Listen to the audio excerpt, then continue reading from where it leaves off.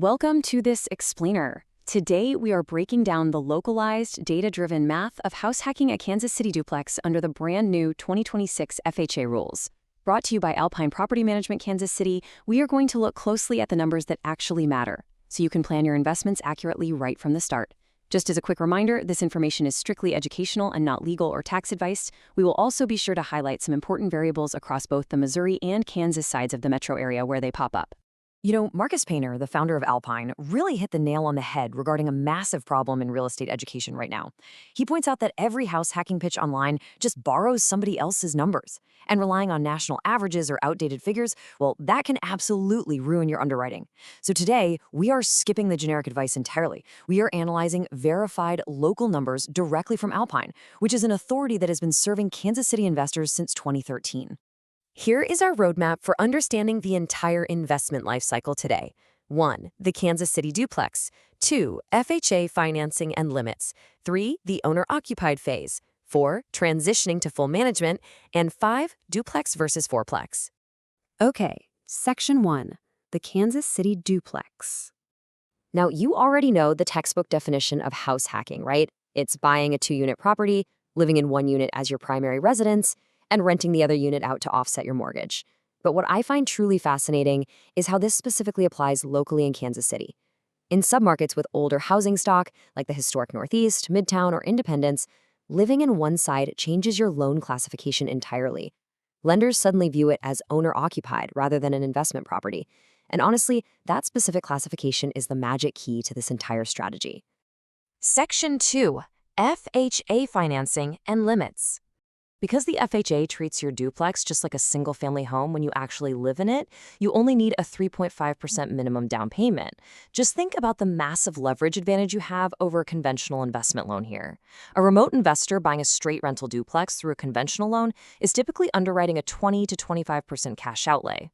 Walking in with just 3.5% down, that completely changes the math in your favor. It is a total game changer.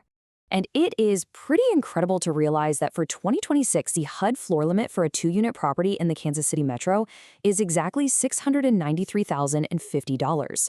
To put that into perspective, the median home price here sits near $320,711, which means Kansas City easily qualifies for HUD's lower cost market floor limit. This means a 3.5% down payment at that absolute maximum ceiling is a highly manageable $24,257. That is an incredibly powerful piece of leverage for an investor just starting out. Now, a major hurdle for multifamily investors is usually the FHA net self-sufficiency test. This rule requires that 75% of the property's total rental income must cover the full monthly mortgage payment. So a critical question we have to ask when looking at a 2-unit property is, does the FHA self-sufficiency test apply to a duplex? The answer is a definitive no. A 2-unit purchase is completely exempt from the FHA self-sufficiency test under HUD guidelines. This brilliantly illustrates exactly why a duplex is often much easier to finance and close than a larger property. You literally just skip one of the hardest underwriting hurdles entirely. Section 3. The owner-occupied phase. So you cannot just buy the duplex on an FHA loan and rent out both sides immediately. FHA mandates that you move into the property within 60 days of closing. You must certify your intent to occupy it as a primary residence, and you have to stay for at least 12 months. This occupancy requirement is a firm condition of your loan. It is not just a friendly suggestion. In fact, it is mortgage fraud if you ignore it. While you live there, the unit you don't live in is your only source of collectible rent. During this first year, you absolutely must underwrite the rented side accurately. By using Alpine's $1,300 to $1,400 average for classic duplex submarkets, you stay grounded in reality. For instance, Marlboro Heights sits around $1,200, while a neighborhood like Volker jumps all the way to $2,100. But you should never bank on top-tier Volker rents for an older house hack, because those high rents track newer, higher-finish inventory. The gap between a hopeful rent number and a collectible one is exactly where many pro formas quietly fall apart. Section 4. Transitioning to full management. There is a night and day difference in the math here. On one hand, you have your owner-occupied math, which just relies on one rent offsetting the mortgage while you manage things yourself. On the other hand, full management math brings in two rents, but it also has professional fees applied. The math you built your deal on changes completely when you shift from an owner-occupant to an off-site investor employing professional management across your Missouri or Kansas properties. Alpine treats this handoff as a strict 30-day onboarding process. You have to actively transition your casual arrangement into a formal managed tenancy. Let's be honest for a second.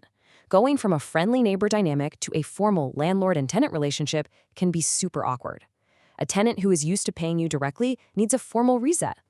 This process includes re-signing a lease for the existing tenant, resetting the move-in inspection, and properly applying professional fee tiers. This right here is exactly where rookie investors fail in their underwriting. You must update your pro forma to include very specific costs. Alpine's management fee is tiered by each unit's rent. A unit renting at $1,300 to $1,400 falls into the 8% tier, bringing the combined monthly fee to roughly $216. But that's not all. You also have to factor in lease-up costs for your newly vacated unit. That runs about 50% of the first month's rent, or $650 to $700.